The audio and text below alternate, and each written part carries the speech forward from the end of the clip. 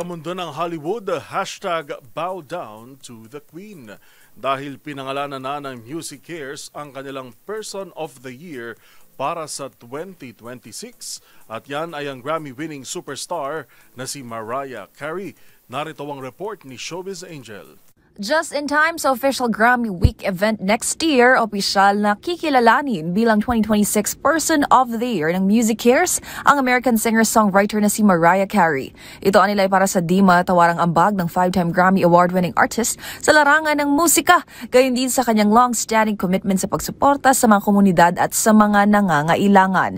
Ilan nga sa philanthropic efforts ng pop star nang tumulong ito sa mga biktima ng Hurricane Katrina, gayon din noong panahon ng COVID-19 pandemic, at nagdatag din siya ng Camp Araya na sumisentro naman sa kapakanan ng kabataan.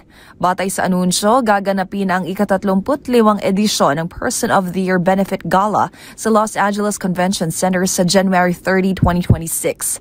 Ang Music Cares ay isang organisasyon nagkakaloob ng crisis relief, recovery resources at financial assistance para sa music professionals.